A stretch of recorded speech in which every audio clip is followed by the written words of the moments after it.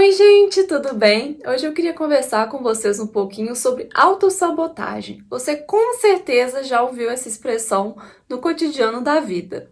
Não é um termo psicanalítico, mas eu queria problematizar ele um pouco aqui a partir da psicanálise. O que será que acontece que faz as pessoas continuarem fazendo aquilo que as faz mal, e elas sabem disso, ou o que faz elas não correrem atrás daquilo que elas querem? Ou seja, o que será que faz as pessoas barrarem os seus próprios desejos? Tem algo inconsciente que a gente chama na psicanálise de desejo insatisfeito. É quando a pessoa está sempre ali se prendendo numa insatisfação. E por que isso? Porque a pessoa quer manter o desejo vivo. Então, para manter o desejo vivo, ela barra a realização do desejo para continuar desejando. Por exemplo, se você deseja um namoro, mas todas as pessoas que chegam até você vê algum problema e barra de namorar alguém, você continua mantendo o desejo de namorar alguém vivo. A partir do momento que você começar de fato a namorar alguém, como você já vai estar namorando, esse desejo vai se realizar e esse desejo não vai estar mais ali tão vivo nesse sentido. Então, a lógica do desejo insatisfeito é mais ou menos por aí.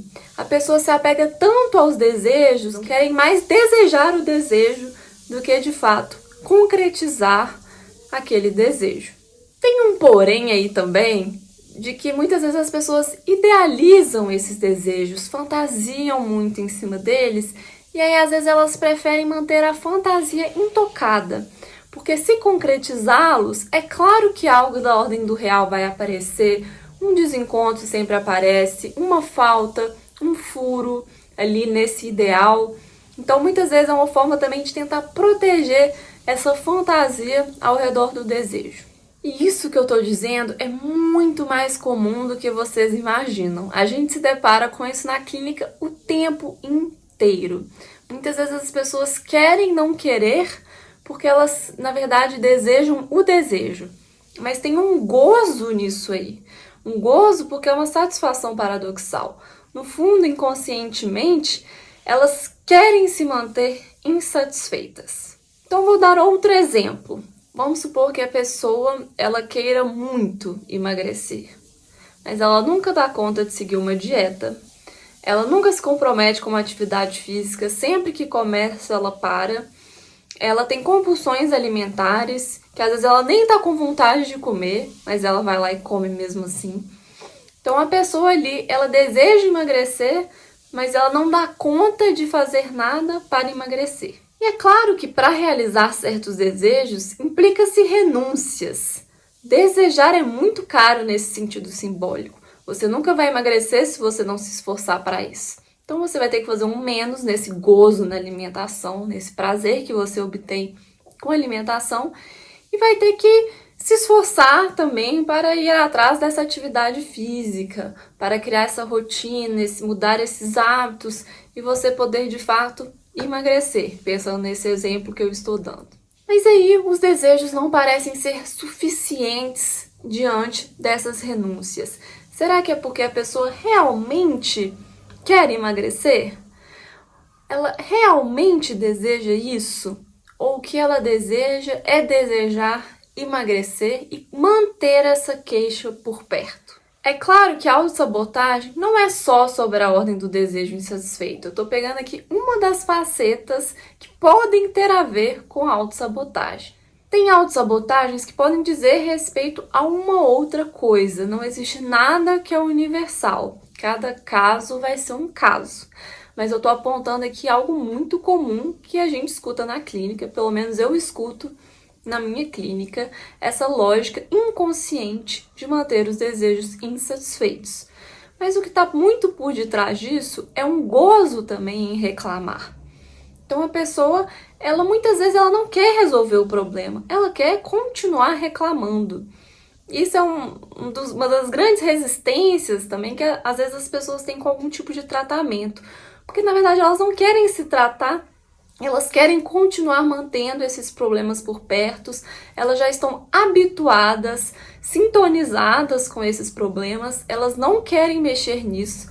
Às vezes elas estão numa ordem com a desordem e elas não estão afim de fato de mexer nisso. Elas querem manter esses problemas por perto, são de certa forma apegadas a essas queixas e gozam com isso. Então também tem esse lado muito relevante que pode estar fazendo com que você se auto-sabote. Tanto o gozo em manter ali a queixa por perto, o sofrimento, o problema, a reclamação, como também a própria insatisfação que vai estar nessa lógica de desejar o desejo, fantasiar em cima dele e não sustentar a realização do desejo. Não dar conta de ver os furos, as faltas e renunciar também para movimentar esse desejo. E isso vai implicar na implicação subjetiva, a pessoa ver de que forma ela contribui com as suas próprias queixas, quão responsável ela é pelo seu próprio sofrimento. Então, sim, o ser humano é muito complexo. Não é tão simples assim resolver as nossas questões. Porque às vezes a gente se depara com um problema, se depara em como a gente contribui para esse problema, se depara com o sofrimento que é causado, mas mesmo assim não faz nada a respeito. E aí depois se questiona por que não consegue fazer nada a respeito e por que em partes deseja se manter ali aquela insatisfação.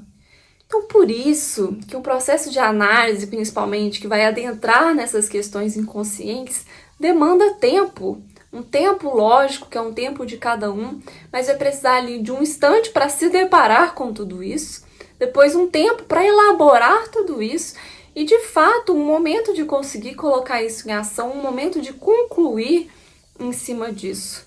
Não é simples mesmo. Às vezes é preciso de um vai e vem, como uma espiral muito intenso em torno dessas questões para a pessoa de fato conseguir fazer minimamente diferente, né? Conseguir fazer um menos nesses sintomas, nesse gozo, nessa insatisfação e de fato sustentar e movimentar os seus desejos. Bom, é isso que eu queria conversar um pouquinho com vocês, então por hoje podemos ficar por aqui.